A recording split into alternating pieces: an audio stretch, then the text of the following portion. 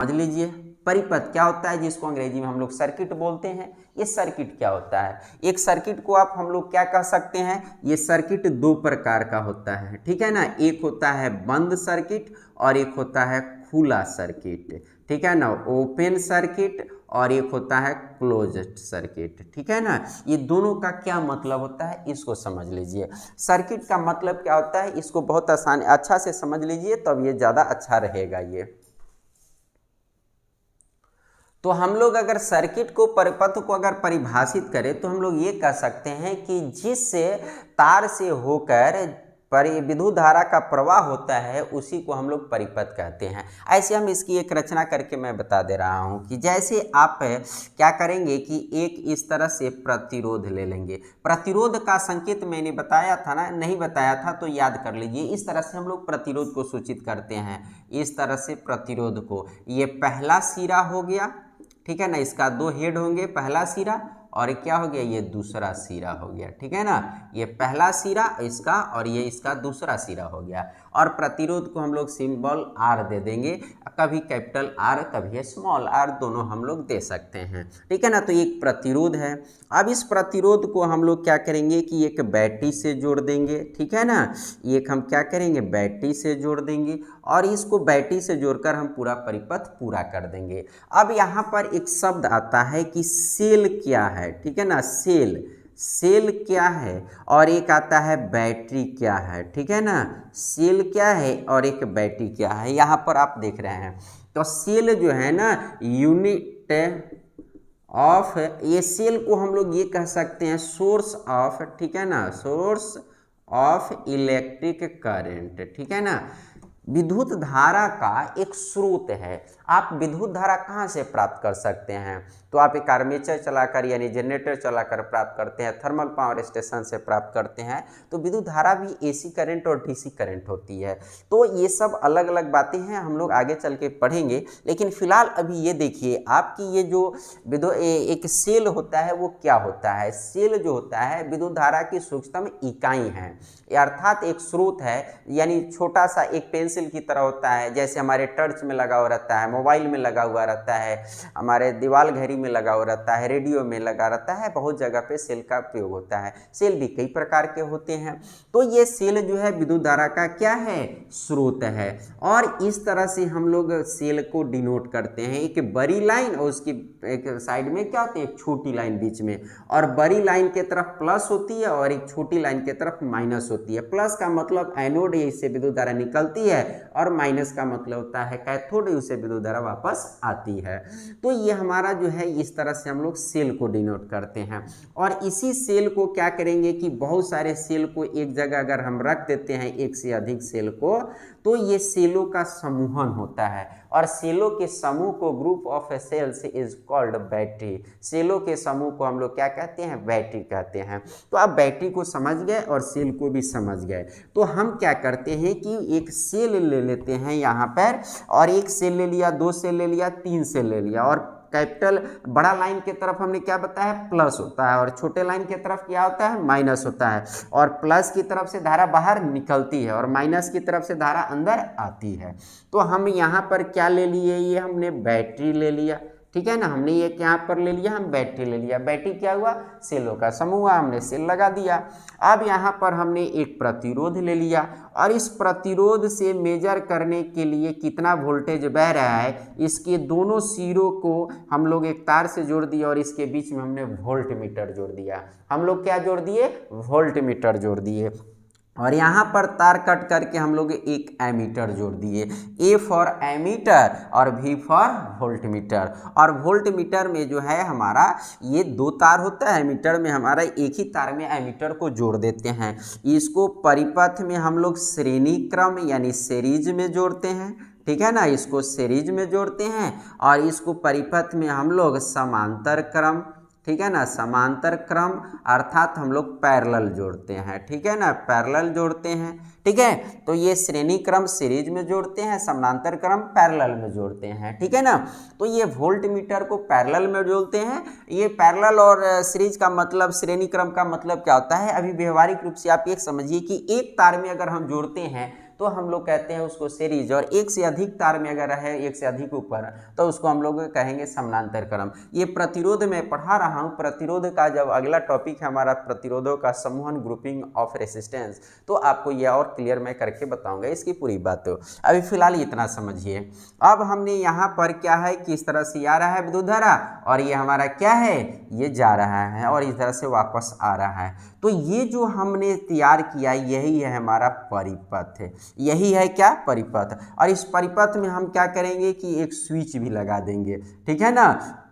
एक स्विच है, अगर यहाँ पर हमने ये कट कर दिया हुआ है तो यहाँ पर अगर हम स्विच जो लगा देते हैं, मान लीजिए कि हमने यहाँ पर अगर विद्युत धारा यहाँ से तार अगर कर देते हैं, कट करते हैं और यहाँ से कटा हुआ है तो इससे विद्युत धारा नहीं बहेगी। तो यही हो गया ओपन सर्किट। और ओपन सर्किट से विद्युत धारा नहीं बहती है, ठीक है ना। विद्युत धारा का प्रवाह ओपन सर्किट से, खुला परिपथ से नहीं होता है। अगर परीक्षा में ये क्वेश्चन आए तो आप ध्यान रखिएगा। खुला परिपथ का मतलब क्या है कि जो भी आपने तार जोड़े हैं उससे जो बैटरी का कनेक्शन है और उसके बीच जो प्रतिरोध है, बल्ब है, इलेक्ट्रिसिटी, आयरन है, कुछ भी जोड़े हुए हैं, उसके बीच जो तार लगे हुए उसका भी कहीं ना कहीं एक जगह वो कट है, अर्थात वहां से स्विच ऑफ है, वहां से विद्युत धारा का प्रवाह नहीं होगा। और अगर हम इसको जोड़ देते हैं, ठीक है ना, तो ये कनेक्टेड है तो ये क्या हो जाएगा, बंद परिपथ हो जाएगा, ठीक है ना, क्लोज। और इससे विद्युत धारा बहती है, ठीक है ना, इससे क्या होती है, हमारा विद्युत धारा बहती है। तो आप अच्छे से समझ गए होंगे कि एक परिपथ क्या होता है, खुला परिपथ क्या होता है। खुले परिपथ से विद्युत धारा नहीं बहती है और बंद परिपथ होता है। फिर इसमें एमीटर को श्रेणी क्रम में जोड़ते हैं, समानांतर क्रम में वोल्ट मीटर को जोड़ते हैं और सेलों के समूह को हम लोग बैटरी कहते हैं। सेल विद्युत धारा का एक सूक्ष्मतम इकाई होता है। ड्राई सेल, सूखा सेल हम लोग बहुत इस्तेमाल करते हैं। फिर हम लोग क्या होते हैं, लिक्विड वाला भी होता है, जैसे कार, बस, ट्रक और या इन्वर्टर के साथ हम लोग इस्तेमाल करते हैं। तो सेल के भी विभिन्न प्रकार है। सेल आपके सिलेबस में नहीं है और उसका अलग टॉपिक हो जाएगा। तो अब हम लोग इतना पढ़ने के बाद अगर हम लोग बेसिक जो बातें हम लोग परिपथ को देख लिए तो हम लोग ये ध्यान रखेंगे कि ये जो परिपथ में हम लोग क्या कहते हैं कि जो प्रतिरोध जोड़ते हैं उस प्रतिरोध का संकेत कैसे होता है। तो हमने ये संकेत सिखा दिया कि एक परिपथ में हम लोग को अगर प्रतिरोध जोड़ना है तो उसके लिए हम लोग को यह नहीं है कि प्रतिरोध को हम किसी दूसरे तरीके से या उसका फोटो बनाए, बस हम लोग को क्या करना है, इस तरह से एक संकेत बना देना है। यही आपका क्या है, प्रतिरोध है। तो मैंने परिपथ बनाकर और उसमें प्रतिरोध लगाकर भी मैंने बता दिया और बहुत सारी जुड़ी हुई बातें भी बता दिया। इसको हम कैपिटल आर से सूचित करेंगे, जरूरत पड़ा तो स्मॉल आर से सूचित करेंगे। एक से अधिक हुआ तो एक को R1, दूसरे को R2, दूसरे तीसरे को R3, ऐसे करके प्रतिरोधों को हम लोग सूचित करते रहते हैं। अब आते हैं कि प्रतिरोध का, ठीक है ना, प्रतिरोध का SI मात्रक क्या है ये जानते हैं और इसकी परिभाषा भी जानते हैं। यानी अगर इसका SI मात्रक जो है उसका परिभाषा क्या है, ये दोनों बात को हम लोग अब देखते हैं। तो सबसे पहले अगर प्रतिरोध की मात्रा की हम लोग SI मात्रा की अगर हम लोग बात करें तो ये है ओम, ठीक है ना। SI मात्रा की अगर हम लोग बात करें तो ये क्या है, ओम है, ठीक है ना, ओम। और इसका संकेत जो होता है इस तरह से लूप की तरह होता है। अगर आपको नहीं बनाने आता है तो एक शून्य दे दीजिए और नीचे से ये कट कर दीजिए और एक इधर से लगा दीजिए और एक इधर से लगा दीजिए, यही आपका हो गया, ठीक है ना। तो हम लोग प्रतिरोध का ये संकेत हो गया, ठीक है ना, संकेत हो गया, संकेत, ठीक है ना, प्रतिरोध के मात्रक का संकेत हो गया। और इसको बोलते क्या है हम लोग, ओम बोलते हैं। तो प्रतिरोध का SI मात्रक, रेसिस्टेंस का SI मात्रक, SI unit of resistance is ohm, ठीक है ना, ओम होता है। अब ये ओम आप समझ गए, SI मात्रक समझ गए।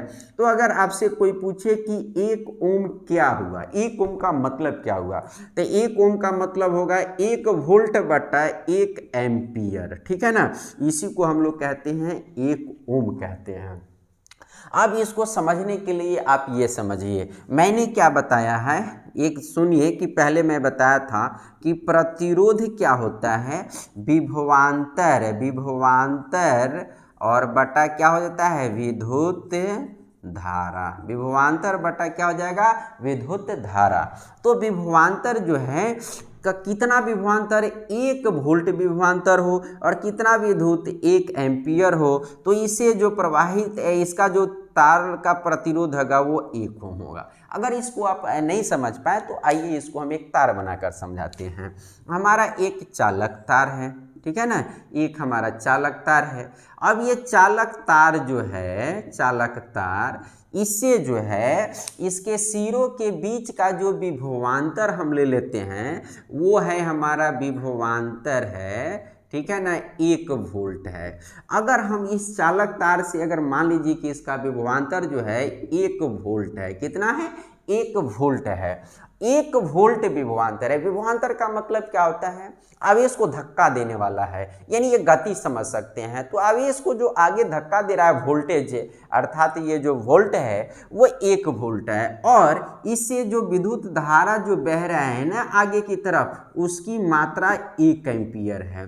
तो अगर किसी चालक तार से 1 एम्पियर की धारा प्रवाहित हो और उस चालक तार का विभवांतर 1 वोल्ट हो, तो उस चालक तार का जो प्रतिरोध होगा, ठीक है ना, वो क्या हो जाएगा, 1 ओम हो जाएगा। तो आपसे अगर कोई पूछे कि ऐसा यूनिट जो है प्रतिरोध, उसका आप क्या करें कि परिभाषा दे, तो आप ऐसे कह सकते हैं कि किसी चालक तार से 1 एम्पियर की धारा प्रवाहित हो और उसके सिरों के बीच का विभवांतर 1 वोल्ट हो, तो उस चालक का प्रतिरोध जो होगा वह 1 ओम के बराबर होगा। तो आप प्रतिरोध को समझ गए, प्रतिरोध की परिभाषा से संबंधित और इसके SI मात्रक और सारी बातों को आप अच्छा से समझ गए, और मैं उम्मीद करता हूं कि ये बातें आपको समझ में आ रही होगी।